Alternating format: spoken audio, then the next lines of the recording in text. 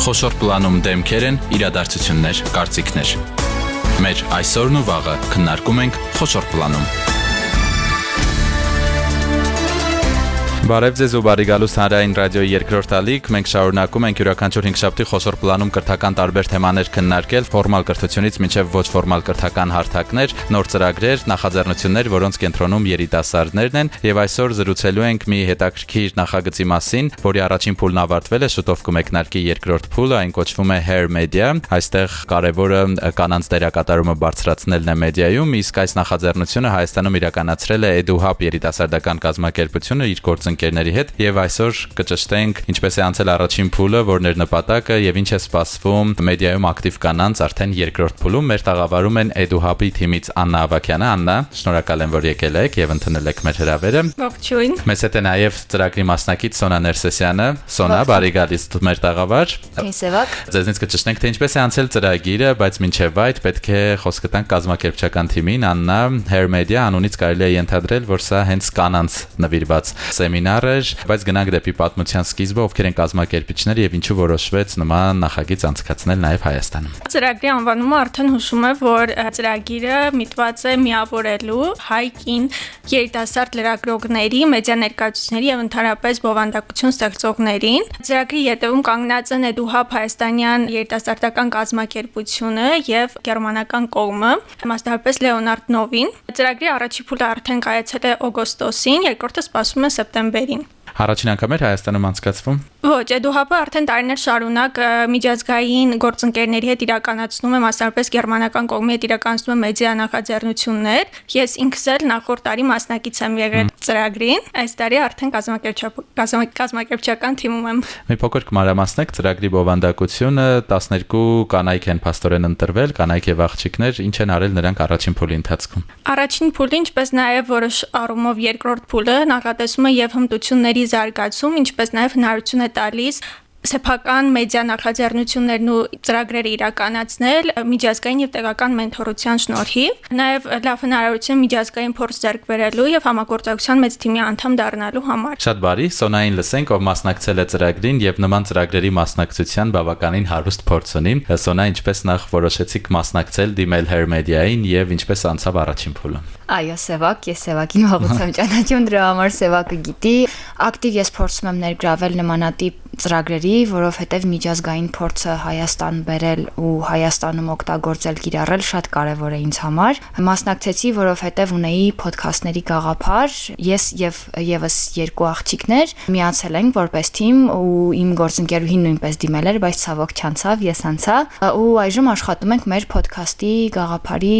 զարգացման եւ դագա քայլերի վրա։ Ծրագիրը բավականին հետաքրքիր էր, ինֆորմատիվ էր եւ օգտակար։ Մենք հնարավորություն ունեցանք 5 օրերի ընթացքում շատ ինտենսիվ էր նախնշեմ ծրագիրը։ 5 օրերի ընթացքում մենք աշխատում էինք Ավստրիայից եւ Գերմանիայից եկած մասնագետների հետ, որոնք իրենց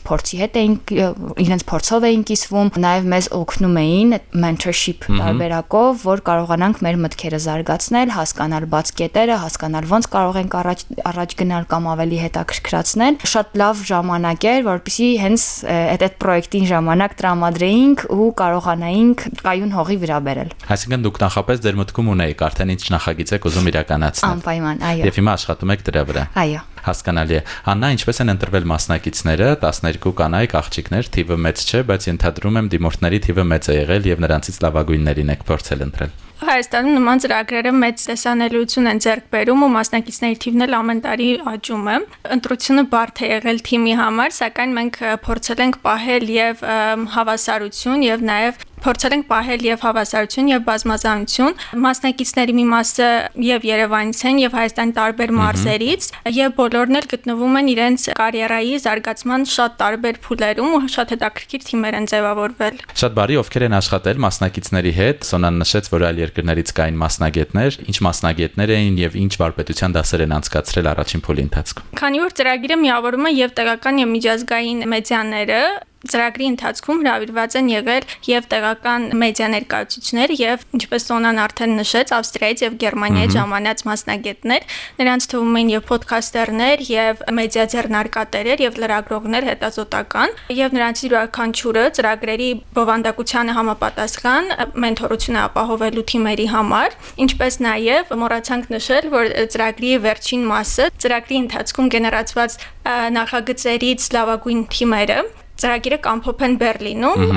նոյեմբերին եւ ուղիղ մենթորություն կստանան միջազգային փորձագետների կողմից, ինչպես նաեւ սա հնարավորություն կտա իրենց ծրագրերին միջազգային տեսանելիություն ձեռք բերել։ Շատ բարի, մի փոքր բարձաբանենք մենթորություն տերմինը այն մարդկանց համար, ովքեր միգուցե ծանոթ չեն այս եզրույթին, այսինքն ծրագրի ամբողջ ընթացքում մասնագետները ձեր կողքին են, ուղղորդում են, խորհուրդներ են տալիս։ Սոնա, կարծում եմ հիմա այդ փուլում եք, եթե կբացեք փակագծերը, ինչ ծրագիր է, միգուցե ոդկաստ է, կարծես թե նշեցիք, ինչի մասին է եւ հիմա որ փուլում եք։ Նաև նշեմ, որ այս ծրագրի ընթացքում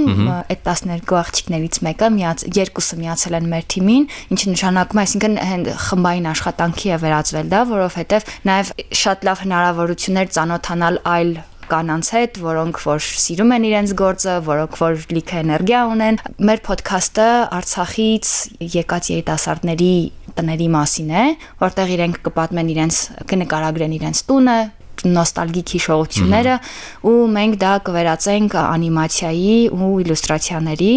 դրանով նաև օգնելու համար երիտասարդներին Արցախից, որպեսզի ներգրավեն մեդիա ոլորտում, կարողանան գան միանալ մեր թիմին ու նաև Արցախի վավերագրումն է, ուզում ենք որպեսզի չկորի ու նաև երիտասարդներին հարթակ տրամադրենք, որպեսզի իրենք էլ իրենց ցավի մասին խոսեն, որովհետև հիմնականում մեծ տարիքով մարդիկ են ու հիմնականում տենց լուրջ թեմաներից են խոսում, երեխաները անտեսված են մնում, իսկ մենք ուզում ենք անպայման, որ իրենց հիշողություններն էլ վավերագրենք ու ունենան մի 10 տարի հետո, 15 տարի հետո նորից կարողանան լսեն իրենց տան մասին։ Բավականին բարդ եւ նաեւ հուզիչ թեմա եք ընտրել, ինչ գնահատականի արժանացավ մենթորների կողմից, արդյոք նրանք թեմաների ընտրության հարցում խառնվում են, թե պարզապես ուղղորդում են։ Ուղղորդում են միանշանակ, հենց մենթորությունը դա է նշանակում, որ իրենք տեսնում են, վերցնում են գաղափարը ու հենվելով ուժեղ կողմերի վրա կարողանում են զարգացնել դա։ Մենք գաղափարը ներկայացրել ենք սկզբից մենթորներին, ողջունվել է իրենց կողմից, իրենց էլ շատ հետաքրքիր ու մենք պարբերաբար on-line հանդիպումներ ենք ունենում իրենց հետ ու ամեն անգամ քննարկում ենք, որ փուլում ենք ու ինչ անելիքներ ունենք, դրանից հետո արդեն ուղղորդումներ ենք ստանում։ Պարզ է, Աննա, այլ ինչ ձևաչափեր կան ոդքասթերից բացի, ինչ են ընտրել մասնակիցները, ինչ են ուզում ներկայացնել, ինչի վրա են աշխատում։ Նախագծերը շատ հետաքրքիր են, կրթականից մինչև մշակութային եւ նաեւ ինտեգրացիոն թեմաներ, դրանցից մեկը հենց Սոնայի նախագիծներ։ Նախագծերը շատ տարբեր են ու դրանով էլ նաեւ շատ հետաքրքրություն է առաջանում դրանց նկատմամբ եւ թիմերն էլ շատ հետաքրքիր են ձևավորվում, այսինքն ձևավորվել է այնպիսի թիմ, որ յուրաքանչյուրը իր առանձին նշանակությունն է ունենում ծրագրի իրականացման հարցում։ Շատ բարի։ Սոնա, նշեցիք 5 հագեցած օրեր են եղել առաջին փուլում, որն էր ամենատպավորիչ հատվածը այդ օրերի, միգուցե ամենատպավորիչ խորհուրդը կամ վայրը, որ այցելել եք, որովհետև գիտեմ, ձեր դասերը միայն ինչ որ տեղում կենտրոնացված չեն եղել։ Մեր մենթորներից էր նաև Իմ ռադիոյի ղեկավար Վեգա Անդրեասյանը։ Վեգան մեզ համար շատ հետաքրքիր շրջայց էր կազմակերպել Իմ ռադիո, մենք եղել ենք արխիվում, որը շատ տպավորիչ է։ Շատ տպավորիչ է եւ Վեգան ասաց, որ ամեն մարդ չի, որ հասանելիություն ունի, այդ առումով էլ է շատ հետաքրքիր տեսնել 100-ամյա պատմությունը Իմ ռադիոյի, այդ բոլոր նոթերը տեսնել։ Ինձ համար ամենահետաքրքիր սեսիաներից մեկը Վանեսա Շլայզերի հետ էր։ Վանեսան դոկումենտալիստ է, վավերագրող եւ մենակ ճամփորդում է Աֆղանստան եւ այլ պատերազմական գոտիներ, Սիրիայում է եղել, Պաղեստինում է եղել ու մենակով վավերագրում է, ֆիլմեր է նկարում եւ նա կիսվում էր իր փորձով, թե ինչպես որպես կին միայնակ ճամփորդում էր շատ վտանգավոր պատերազմական գոտիներ ու նաև ոչ միայն պատերազմական, հա, այդպես շատ պատրիարխալ հասարակություններ եւ ոնց էր կարողանում իր գործը անել։ Ոչ միայն ճամփորդել մենակ, այլ նաև նկարել, ինտերվյուներ վերցնել, շատ տպավորիչ էր ու նաև շատ ոգեշնչող։ Պարզ է։ Աննա, երկրորդ փուլում ինչ է սպասվում մասնակիցներին։ Երկրորդ փուլում արդեն նախագծերը կսկսեն իրականացվել, արդեն որպես արտադրանք կտեսնենք մեդիա ոլորտում եւ հուսով եմ շատ կսիրվեն։ Որտեղ են դրանք հրապարակվելու։ հրապարակվելու։ Հրապարակվելու են սոցիալական հարթակներում հասանելիություն ունենալու բոլորի համար։ Հավելեմ նաև, որ կարող ենք նաև համագործակցել տեղական մեդիաների հետ, որովհետև թեմաները, որոնք ընտրել ենք մասնակիցներով, շատ հետաքրքիր են ու նաև շատ օգտակար, ուսուցողական։ Եվ միևնույն ժամանակ ասացիք, որ ոլորտի տարբեր ներկայացուցիչներ են ներգրաված, վստահ եմ նրանցից շատերը արդեն ունեն իրենց մեդիա տիրույթը, աշխատում են այս կամ այնտեղ, որովհետև ասացիք սկսնակից մինչև փորձառու, չէ, կանանց ու աղջիկների եք ներգրավել, այնպես որ սպասենք այս հետաքրքիր նախագծերին։ Աննա, դուք նախորդ տարի հենց այս նույն ծրագրին եք մասնակցել։ Նույն ծրագրին չէ, ավելի շատ կենտրոնացված էր տեղական մեդիայի վրա եւ ուսումնասիրել ենք ոչ միայն Հայաստանում տեղական մեդիան, այլ նաեւ Գերմանիայում, որը նույնպես սպասում է այս տարվա մասնակիցներին։ Շատ բարի, ընդհանուր եթե խոսենք EduHub-ից, մի փոքր մանրամասնեք ինչով է զբաղվում կազմակերպությունը, միայն մեդիակրթության վրա է կենտրոնացած եւ ինչ կարող են երիտասարդները ստանալ այս կազմակերպությունից։ EduHub-ը գործում է արդեն տարիներ շարունակ, կրթական եւ մեդիա նախաձեռնություններով է հանդես գալիս եւ տեղական եւ միջազգային ծրագրերով։